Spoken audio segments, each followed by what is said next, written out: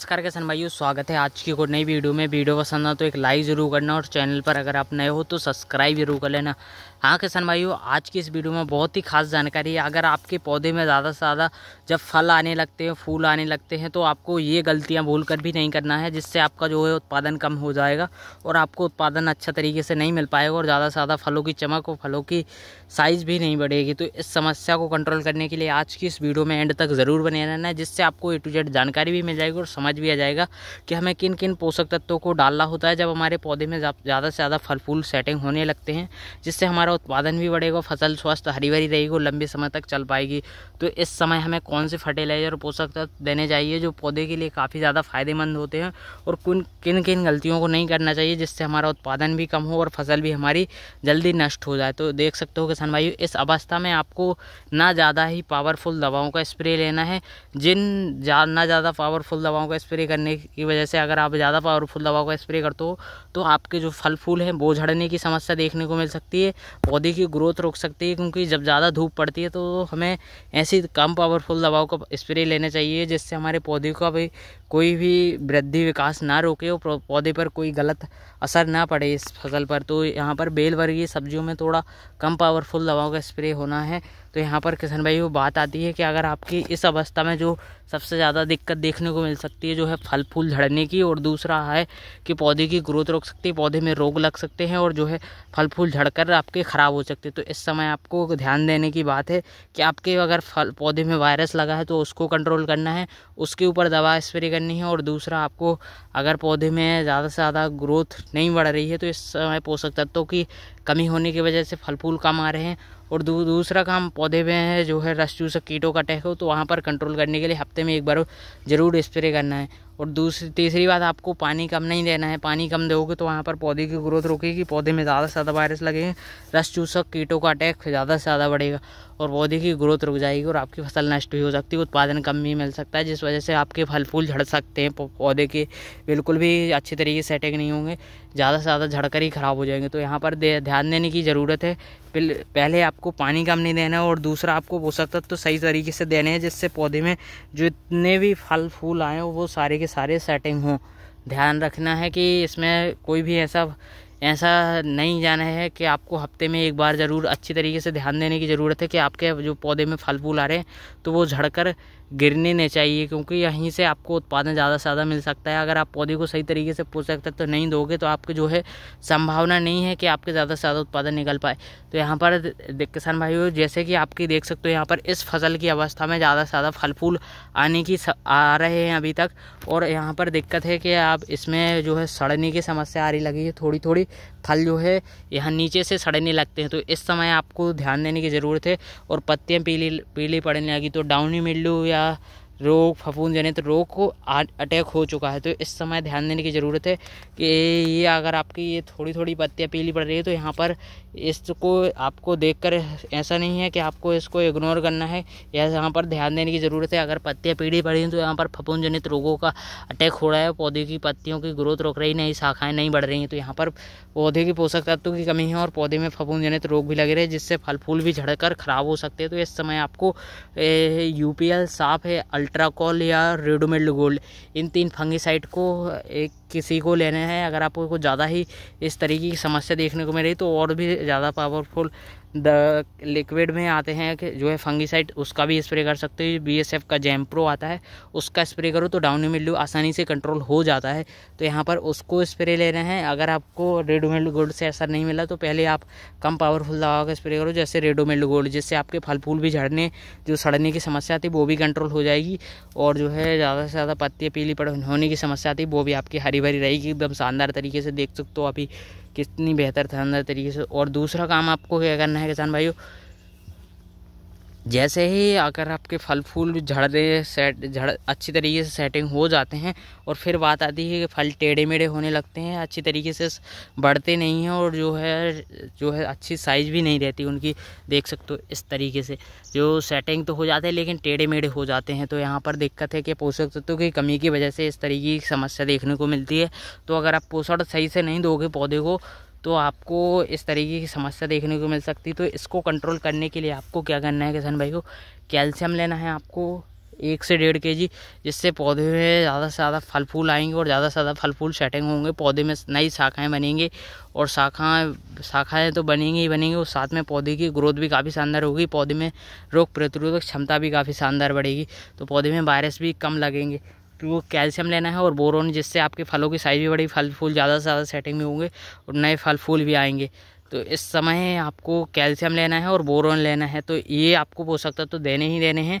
और इसके बाद किसान भाइयों क्या करना है, और इसमें जो है 13-0-45, 52-34, 00-50 इन फर्टिलाइज़र का इस्तेमाल करना है जब पौधे में ज़्यादा से ज़्यादा फल फूल आ रहे हों, फल फूल सेटिंग हो रहे हों। तो इस समय आपको ये बात ज़रूर ध्यान रखनी है, 2 से 3 फर्टिलाइज़र देने ही देने हैं, जिससे आपकी फसल में ज़्यादा से ज़्यादा पैदावार बढ़ सकती है और नए जो फल फूल आ रहे हैं उनको सेटिंग करने में मदद करेगा, फलों की साइज़ को बढ़ाने में मदद करेगा। नहीं तो आपके दिक्कत देखने को मिल सकती है। देख सकते हो फल तो आ रहे हैं लेकिन टेढ़े मेढ़े हो रहे हैं, तो ये समस्या काफ़ी ज़्यादा पौधे में नुकसानदायक हो सकती है। और देख सकते हो यहाँ पर ये फल हैं जो लौकी की फसल में या खीरे की फसल में इस तरीके की समस्या आती है, तो फंगीसाइड इसके लिए कंट्रोल कर सकता है। और पौधे में पोषक तत्व आवश्यक देने ही देने, हफ्ते वाइज एक शेड्यूल बना लो कि नाइट्रोजन, फास्फोरस और पोटास आपको देने ही देने हैं। और पोटास सबसे ज़्यादा जब ज़रूरी होता है जब पौधे में ज़्यादा से ज़्यादा फल फूल आ रहे होते हैं, तो फल फूल आते समय आपको पोटास युक्त फर्टिलाइज़र का ज़रूर से ज़रूर इस्तेमाल करना चाहिए। आप खाली पोटास का भी इस्तेमाल कर सकते हो, हफ्ते में वाइट पोटास आता है उसका भी इस्तेमाल कर सकते हो, और इस तरीके से आपके जो है उत्पादन में काफ़ी ज़्यादा बढ़ोतरी देखने को मिल सकती है। देख सकते हो यहाँ पर। और जो है पौधे को स्वस्थ ज़रूर रखना है, हफ्ते में एक रस चूसक कीटों का स्प्रे ज़रूर लेना है, जिससे पौधे में वायरस थोड़ा कम लगेंगे, रोग थोड़ा कम आएंगे। और पानी का बिल्कुल भी अच्छी तरीके से देना है, पानी कम रखोगे लौकी की फसल में तो यहाँ पर नुकसान देखने को मिल सकता है, फल फूल झड़ने की समस्या आ सकती है, क्योंकि लौकी की फसल में ज़्यादा से ज़्यादा पानी की आवश्यकता होती है। क्योंकि एक फल में लौकी की एक फल को सेटिंग होने में और उसमें ज़्यादा से ज़्यादा 700 से 800 ग्राम पानी की आवश्यकता होती है। 1 kg का फल होगा तो वहाँ पर 700 से 800 ग्राम पानी ही होगा उस फल में। तो यहाँ पर पानी को प्रॉपर अच्छी तरीके से चलाना है पौधे में। अगर पानी अच्छी तरीके से दोगे तो फल साइज़ भी बढ़ेगी, फल ज़्यादा से ज़्यादा सेटिंग भी होंगे, फलों की साइज़ काफ़ी शानदार रहेगी। तो पानी बिल्कुल कम नहीं रखना है, पानी को चलाते ही रहना है जितनी पौधे की आवश्यकता है। और रोज़ कंटिन्यू पानी चलाते हो तो कंटिन्यू ही चलाओ, ऐसा नहीं है आपने किसी दिन ज़्यादा पानी चला दिया और किसी दिन थोड़ा कम पानी चला दिया, तो ऐसा बिल्कुल भी नहीं करना है। जितना पानी चला रहे हो हफ्ते बाय दिन में एक घंटे चला रहे हो तो 1 घंटे चलाओ, अगर 2 घंटे चला रहे हो तो 2 घंटे चलाओ, क्योंकि बढ़िया पानी दोगे तो यहाँ पर पौधे को कम पानी भी नहीं मिलेगा, और कम पानी दोगे तो यहाँ पर वो पौधे में फल फूल झड़ने की समस्या देखने को मिल सकती है। तो इस तरीके की समस्याओं को आपको पहले अच्छी तरीके से समझना है पौधे में कि किन पोषक तत्वों की कमी है और किन दवाओं को स्प्रे करना है। अगर आप फालतू का फर्टिलाइज़र डालोगे, फालतू का दवा का स्प्रे करोगे तो आपको ज़्यादा खर्च भी हो सकता है। तो इसीलिए जो पौधे को ज़रूरी है उसी के अनुसार दवा का स्प्रे करो, फर्टिलाइज़र उसी तरीके के डालो, जिससे आपको कोई ज़्यादा खर्च भी नहीं बता रहा भाई मैं, जितना ज़रूरी है पौधे के लिए उतना ही ज़रूरी बता रहा हूँ, जो पौधे की ग्रोथ में काफ़ी शानदार रखेगा और जो है फसल को स्वस्थ हरा भरा मजबूत बनाने में भी काम करेगा। तो आपको ये फर्टिलाइज़र ज़रूर से इस्तेमाल करने हैं, कैल्शियम, बोरोन और 13-0-45, 52-34 इस तरीके के, और वाइट पोटास आप इस्तेमाल कर सकते हो, जो पौधे की ग्रोथ में काफ़ी शानदार निकलेगा। और हफ्ते में एक टॉनिक का इस्तेमाल ले सकते हो आप। टॉनिक में आपको जो है किसान भाइयों जो है बायोवीटा आता है, जो है इस सिजेंटा का सबियन, फैंटेक प्लस, इस तरीके के टॉनिक आते हैं, तो उनका आपको एक ना एक स्प्रे ज़रूर लेना है, जिससे आपको पौधे में सही तरीके से फल फूल झड़ने की समस्या आती है वो उसको कंट्रोल करेगा। पौधे में रस चूसक कीट आते हैं उनके लिए आपको एक इंसेक्टिसाइड स्प्रे लेना है हफ्ते में एक बार। बाकी आप देख सकते हो कितनी शानदार तरीके से ग्रोथ चल रही है।